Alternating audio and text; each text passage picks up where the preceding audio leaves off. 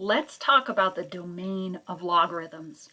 First, pause the video and try and find log base 10. So this is common log because I see no base there. Find log of -2. Uh-oh, what happened? Try this one. Again, common log, but really it could be any base of 0. The reason these problems are giving you an error on the calculator is because of something called the domain.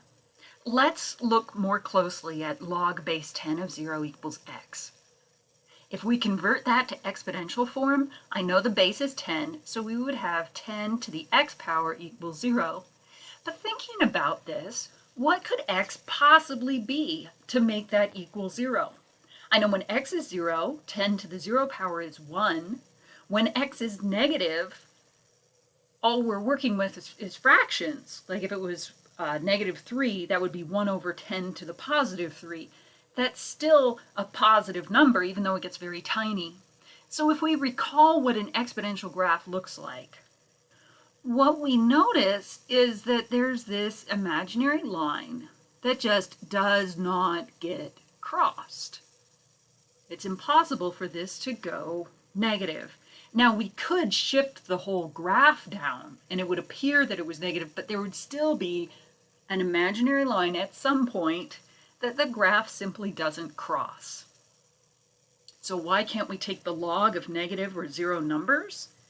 Well, it's because they're in this zone right here. They're in the impossible zone.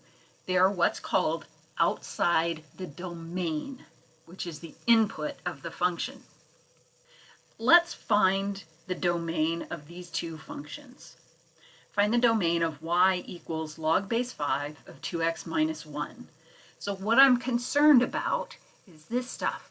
What we're taking the log of, in this case 2x minus 1, has to be greater than 0. Not even greater than or equal to, but it has to be bigger than 0. Now we just solve this. I'm going to add 1 on both sides. 2x is greater than 1. Divide both sides by 2. We end up with x equals 1/2. 1/2 is too small. Just past 1/2, infinitely close to 1/2, works. So our domain, the possible input, is saying x has to be larger than 1/2. For the second problem, it's similar, but there's this +7 out here. This +7 does nothing. It has no impact on the domain. All we're looking for is the stuff inside that logarithm, what we're taking the logarithm of.